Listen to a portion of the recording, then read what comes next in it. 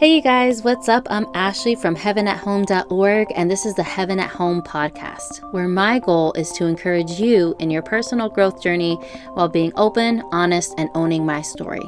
We have faith-based conversations and tackle a bunch of different tough topics. Check out the description to follow me and learn more. Remember, you are fully known and deeply loved. Let's do this.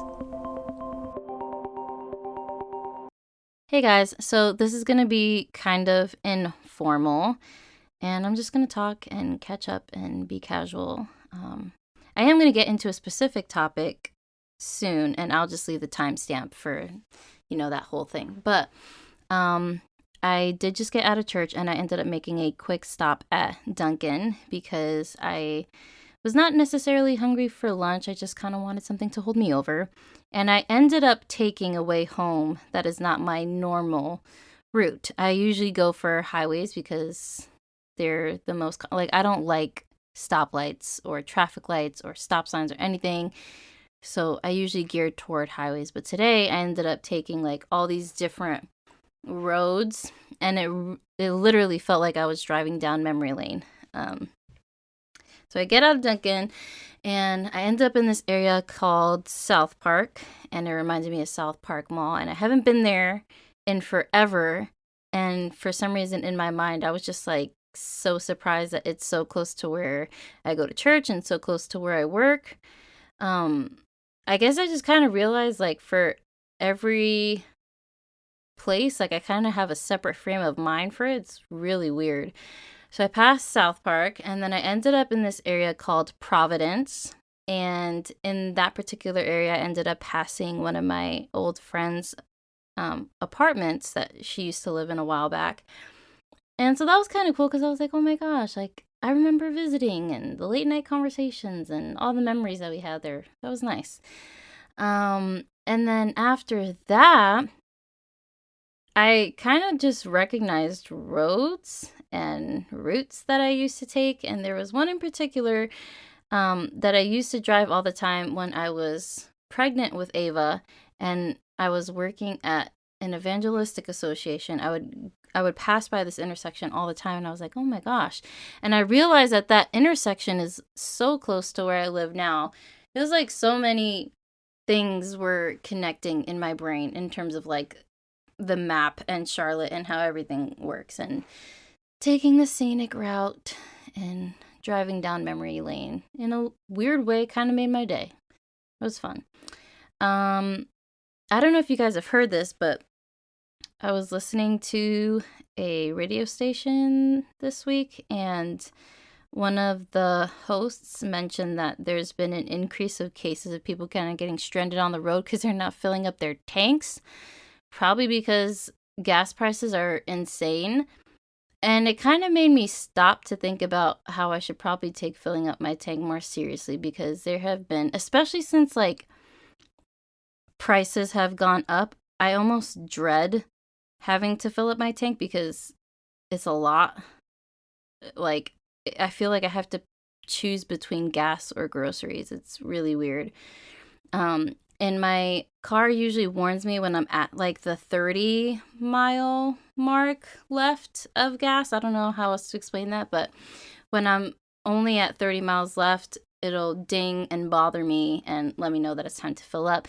And there have been several times where I waited until I was in the single digits, as in 6 miles, 5 miles, 3 miles, and then one time I got so paranoid. I was just okay, I'm just gonna go bite the bullet and fill up my tank. So this is a gentle reminder that we are not special, and bad things can happen to us if we don't take care of ourselves. So let's make sure we don't get stranded on the road and fill up our tanks. That was a random thing. Other random thing that I want to talk about was kind of a highlight of my week. For those of you guys who don't know, I was, or I've been working at my current job for, let's say, 2, 3, going on 4 weeks, almost a month. I'm the newest person at my job right now. And my manager in a meeting was like, whoever can get this answer right, I'll give them the day off. And he was asking about the difference between mobility, career progression, and promotion, like the difference between all those. And once he said, okay, day off, I'm like, okay, I'll take a crack at it. And he was very surprised, and he probably regretted underestimating me. After I gave my answer, because like literally he said day off and my hand like shot up. I'm like, okay, I'm gonna do this. And then after I responded, he was like, I probably cashed a check I can't fund or something. Like he made a joke like that. It was really funny. In other news, I found out that my job offers to cover education, like certain degrees for a bachelor's or a master's. And that's pretty interesting for me to think. I'm not eligible yet. I'll be eligible in August, but I'm just like, wow, that's really cool. And the nice thing about my job right now is that I have like so many opportunities to interact with a bunch of new people. Like, I'm pretty sure people think I'm an extrovert, but I'm really not. It's just there's so many temps and so many new faces. And if I have to work with somebody literally doing any simple task, I'm always like, what's your name? How long have you been here? What do you do in addition to doing this temporarily? Like how, because for some reason it's very intriguing to me. And I think my interactions with so many different kinds of people has kind of gotten me thinking about possibly pursuing like human resources, maybe even being a recruiter, because I feel like I could bring a lot of value in that sense, like helping people figure out what they want to do, what they're passionate about, what they're good at. I feel like I could give good career tips, and I'm a pretty intuitive person when it comes to reading people. So I don't know. That's in the works. I'm keeping my eye on that.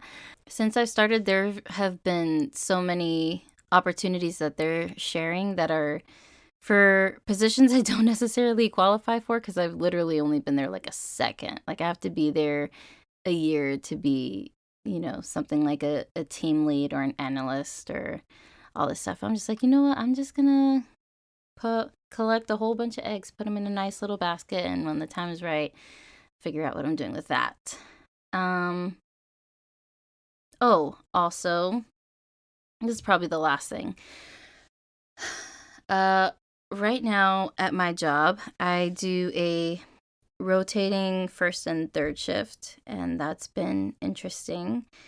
I'm still really trying to find my footing with everything, because I really am the kind of person who wants to do everything and be everything, and I'm a both and all or nothing kind of person. But I mean, gas prices are one thing, but if anyone else out there has experience living alone, the rent prices are insane too. Like, rent is crazy. And at first I was like so excited to get my first paycheck, and I was like, oh my gosh, this is so much, yay. And then I realized I probably need a second job. So I'm figuring that out too. And now we're gonna get into business. I think you guys are pretty well caught up with everything, but I don't know if any of you guys have ever been curious about how I'm building my business as a blogger and podcaster, but I did think it was a cool little, like fun fact, that I actually make more money podcasting than I do blogging. And both are not like an extremely significant amount, but it is exciting knowing that I can make something online. Like, this is actually producing stuff. And blogging is going to take some time to build my audience, but I just felt like that was a really cool thing. So if you're ever interested in that, I have had some people message me independently in private messages on Instagram about certain topics regarding blogging or podcasting. If you ever want to hear more about that, just let me know, and I'd be happy to share what I do know. So I think it was this past week, I met a I met a temp named Leah, and I'm so weird because I recently added a middle name for myself. It's Emma Leah. Emma means complete, Leah means dependence. So when I met Leah, I was like, oh my gosh, I know what your name means. And I was like, your name means dependence. And then I also met someone who's a temp at my job. Her name is Carolyn.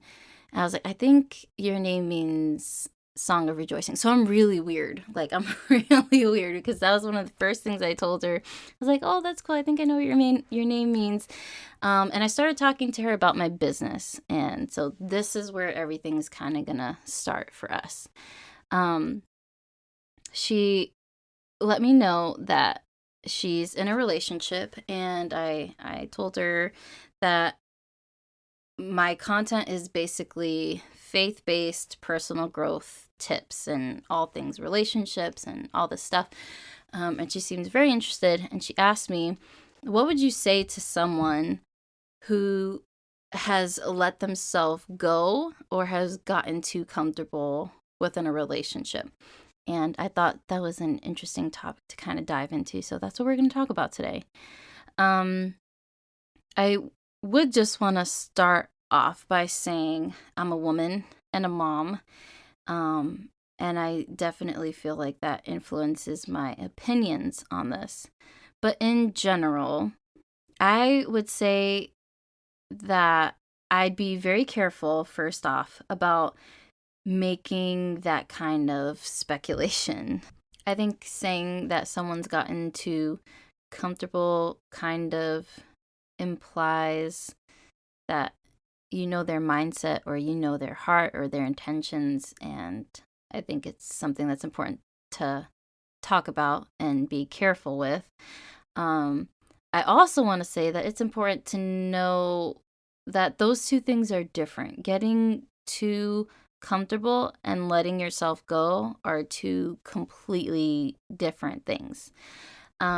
If you happen to take a look at my blog, this is actually a more recent one.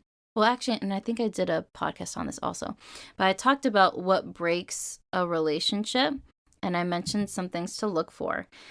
And the 11th thing that I mentioned there is taking each other for granted. So if being comfortable in a relationship is basically just feeling a sense of safety and assurance and security, I think that's fine. I think that's healthy. I think that's necessary for any relationship really to be able to thrive. And there's a lot of essential things that entails that should go without question. Like, people should feel that no matter what, like, they're loved, they're valued, they're cared for emotionally, physically, spiritually within a relationship. I do want to say that there are two different ways that we can get too comfortable and take someone for granted. One is aggressively, where like the other person just doesn't express that they care, and that can look like someone regularly being disrespectful or regularly disregarding you, or someone who just doesn't take the time to improve themselves as a partner, and they always assume that the other person's gonna pick up the slack. I think what Leah meant was kind of the more passive way of getting too comfortable, the more passive way of taking someone for granted, which is definitely less obvious. It usually happens by accident, and usually there's nothing toxic happening inwardly. Like, there's not any lack of esteem or respect or love for the other person. It just happens when life gets busy, or people kind of get stuck in the routines of everything. I think a common thing that we tend to see is one person tending to initiate like dates, conversations, initiating signs of love, like serving the other person, giving gifts, expressing love through words of affirmation or touch, like things like that. So my first tip, like the first thing that I would say to someone who's taking someone for granted in that way, or who's gotten too comfortable with the mundane stuff, is to like simply just spice it up, be spontaneous, do something different, go somewhere different. If you find that the way that you express love to your partner is in the same way all the time, maybe work to express it differently. Like if you try to express your love for somebody by keeping a very clean house, getting the other person coffee or making dinner, something like that, then maybe try a different avenue. Like try to go for quality time and like sitting down having a conversation with them, like face to face, eye to eye. If you find that you're really really great and constant with words of affirmation, letting the person know like how valuable they are, how proud you are of them, all that stuff, maybe challenge yourself to express it physically. Hold their hands, give them a pat on the back, lots of hugs and kisses. Those things are always good. So I feel like that's almost an easy one. Just spice it up, look for new ways to basically do the same thing, which is love on the other person. Um, I do really tend to like appreciate those moments where I surprise myself. And so I'd encourage you to pursue those moments as well. Like if you had um, no plans to do anything different, and then all of a sudden you're just like, I think I'm going to do this today. Like, I think I'm going to surprise them in this way. I find those very refreshing. And I think my second tip toward that, like, the second thing I would tell someone who's gotten too comfortable in the routines, um, I feel like it's a two-part thing almost. Um, and it's different if you're dating and if you're married. So I'm gonna, I guess, focus in on the married aspect. But if you found that you have gotten too comfortable with the other person in your marriage, um, I think it's important to ascribe the other person value. Like, loving them is not something that you have to do or something that you should do. It's something that you get to do because the other person is worthy of that. Like they have value whether you see it or not. And I think sometimes we have to challenge ourselves to look for that almost, and to make sure that we're maintaining respect and honor for the other person.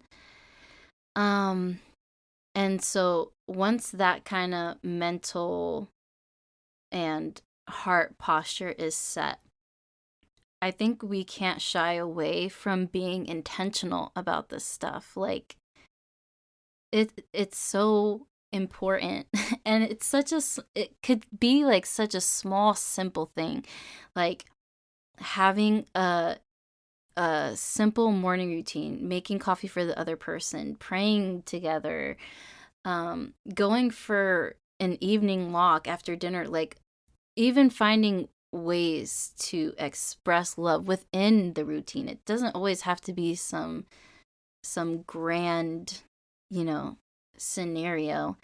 But so I would say that I would ask the person what their attitude toward the other person is, and to make sure that that's set in the right place so that they're ready to be intentional about something that's important. Um, so yeah, don't shy away from that. I feel like a lot of people, especially young people, I think I'm still a young person, but people like my age, I'm 26, turning 27 next month, like I think we get so used to things being easy. We get used to not having to work at it. And I feel like it could actually be really exciting and motivating to try to outdo yourself, outdo the other person. Like if like almost as if love was a competition. You know, like I'm going to make sure this person knows today that I love them and they're important to me, and like no matter what, like if we just finish a fight, like I still want them to know that I'm here and that I love them. you know? So that's one part of that question. I think the other thing that she mentioned, which is a bit different, um, she asked what I would say to someone who's let themselves go. Um, and she did give me some examples. She meant like, I guess like not dressing up or like just being comfortable looking, uh, how did she say it? Just looking undone, or I don't know. Um, I guess I want to start off by saying this. Like, if you're just perfectly comfortable looking crazy in your own house in front of the other person who chose you, I want to say this. I feel like I'm gonna pull a bit on the honeymoon season a little bit when, because here's my thing, and you guys can let me know if you've had this experience before also. But you know how when you're dating and you're engaged, and this is under the assumption that you've lived in separate households and all that stuff, um, you have only ever seen the version of the other person that is dressed up and, you know, presentable. At least for me, like I kind of appreciate seeing the other person at home within themselves. Like, and I appreciate like seeing that for myself also. Like right now I'm in a very dressy shirt and in comfortable leggings that look like they're work pants, but they're not. Um but just like that at home comfy look where I take my contacts off and I'm just wearing glasses, I have the messy bun. I used to love sweatpants and hoodies were like my thing. I've grown a bit since then. But I feel like there is a season, especially in the beginning, where there's like some level of appreciation for that. And so I want to encourage us to remember that every once in a while, because why not?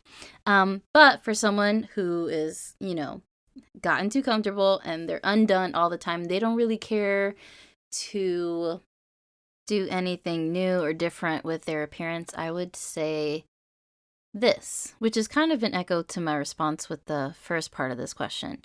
Um, just be intentional and plan something out. Like if you find that you're perfectly comfortable in sweatpants and a hoodie, like I used to be, then I would say look for comfy alternatives that look a little bit more presentable. Which that used to be a thing for me. Like I used to love, like I said, sweatpants and hoodies because they were comfortable and they were loose and they were not physically restricting, all that stuff. It might be nice to find some comfy alternatives. That's one thing. Another thing that I can say is to just plan a day. Like, just plan a random day in your week to do something different with your appearance. And um, I'm sure the other person will appreciate it. Now, here's where I kind of get into the deeper stuff with this question. Because, like I said before, I'm a woman and I'm a mom. And so I feel like I would never be able to look at someone at face value and say, "Oh, they just look like they've gotten too comfortable in a relationship. Like they look like they don't care about their body or their clothes, or they don't care about being attracted." Like I would never ever presume to know something like that. And this is my experience talking. Personal story. Once I got engaged, and I think there was a month between the engagement and the wedding. I think, yeah. I ended up getting a birth control implant for the first time ever. I had never used birth control before at all. And so I got the implant, and I think within that first month, I had gained 10 pounds or so. And I was like, oh, that's so cute. I must be happy, whatever.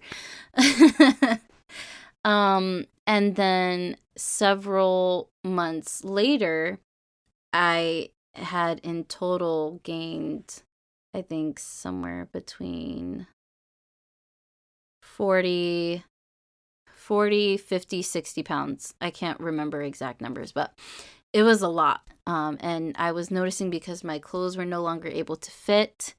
And so from the outside, someone not knowing anything could be like, oh, she got married, she got happy, she stopped caring about whatever. And no, that was the implant, the birth control implant. It completely messed with my body. And so once I actually got a scale and like realized that my clothes weren't fitting, I literally, like, I had to lose that weight, and removing the implant wouldn't do anything for that. Like, I had to do all that on my own. And then after I got pregnant, I had a similar situation, and it was the same starting weight. I think I was about like 150, 155 at the time of my first appointment. And after that, it was a similar hormone thing. Like, I gained weight. Like, my sister, she looks amazing. Like, she looks the same before, during, after pregnancy. She looks great. But my body was like, no, why did you do this to me? And so, like, me as a woman and me as a mom, like, having gone through, like, the physical changes that happen when hormones are involved, like birth control and pregnancy. Like, I remember even when I was 20 weeks pregnant, so many people were like, oh, you got to go walk. You got to make sure that you're walking, all this stuff. And oh my gosh, believe me, I wanted to, but I ended up having this condition. I can't remember the exact full term, but it's called SPD. And the bones, like my pubic bones, were getting so soft or flimsy or something that just walking hurt so much. I remember one time I really pushed myself because we were having a guest in our home, and I was like, we have to clean, we have to do groceries, I have to do all this stuff. I could not walk at all for a week after that. And so, like, this is the kind of stuff I'm thinking about. Like, this is why I wouldn't say, oh, this person's gotten too comfortable, especially when it comes down to being a woman and it being like some kind of weight issue. I just feel like we have to be careful with that. Another thing I wanted to say is that I believe it was sometime in 2019, late 2019. My body was just not handling stress or anxiety very well at all. And I developed inflammation in my gut, which caused bleeding and bloating and a whole bunch. I had to meet with my doctor and talk to her about everything. And she actually mentioned it was kind of serious. Like, if I didn't kind of get the foods I was eating in order, if I didn't end up, taking some, prescriptions for the whole anxiety thing, like, everything could have gotten really intense in terms of bleeding or infection, like all that. So sometimes, like things like weight, they could be hormonal, they could be digestive, they could be chemical, like like your brain and your gut are connected. I don't know if you know that, but they are. So there's so many factors. So I would never say that because someone has gained weight that they have gotten too comfortable. And so I want to urge everyone else not to do that either. If it is something that you've noticed either in yourself or your partner, I think it warrants a conversation. First off, about like how the other person is feeling. Physically, yes, for sure. How they're feeling mentally, because that's the other thing. I like, it could have something to do with their mental health. And so I just feel like it's super important to be careful about how we have that conversation. I'd start by asking the other person how they're doing, how they're feeling physically, if encouraging them to go see their doctor for, often, regularly, for whatever it is that they need, whatever it is they're concerned about. And then checking in on them. Like, if the person that you're with has always been like very put together, very dressed up, very, how do you even say that? Just on top of their appearance and, all that. And then all of a sudden you notice that they're not like that anymore. And okay, they're in sweatpants and hoodies, but that's not how they normally are. This is just like a new weird thing. Like, I think that warrants a conversation like, hey, are you doing okay? What's going on? What have you been thinking about? Are you feeling overwhelmed? Blah, blah, blah. Is there something I can do to like treat you? Like maybe we could get your nails done or your hair done. Like I kind of present it as something fun, and I'd present it as a way to probably give them something that they need, something that they might need help with. And me just speaking like from my own opinion, this isn't like a tip or anything. I would never want to force my preferences or my priorities on the other person. That being said, I do think after 25, like it becomes very important for us to be aware of our bodies and our health. And, I just feel like that's when stuff kind of starts popping up in terms of like blood pressure, cholesterol, all this stuff. And even that digestive symptom thing that I had, like that, I found out that I have an aunt that has something similar. So like all these physical things do start popping up after a certain age. And I feel like it has less to do about appearance and more to do about like our health and our bodies and taking care of them.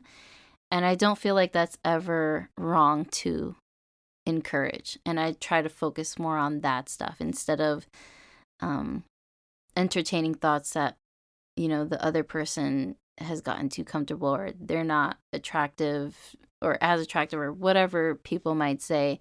I'd focus more on their, like what they need, what their body needs, what their mind needs, all that stuff. Because I feel like everything else after that would just kind of happen naturally.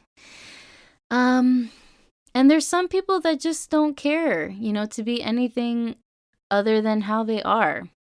And that's okay. And it's like, I just feel like it's more important for us to focus on ourselves, like not trying to change the other person to meet our expectations and making sure that no matter what, we always have eyes for them. And this is the way that love kind of ends up drawing a common thread in relationships, but like just the way that I would love my mother regardless of any shape or size or whatever dress she's wearing or whether she's in sweatpants or not. Like I'm going to love her and I'm going to care for her and my brother, my sister, my child, like making sure that no matter what, we always have eyes for the other person. That's important. And focusing on all the internal things, all that stuff matters more, I think. So I hope that's helpful. I hope that gives some insight. And I did just really enjoy having this conversation. It was really fun for me and interesting.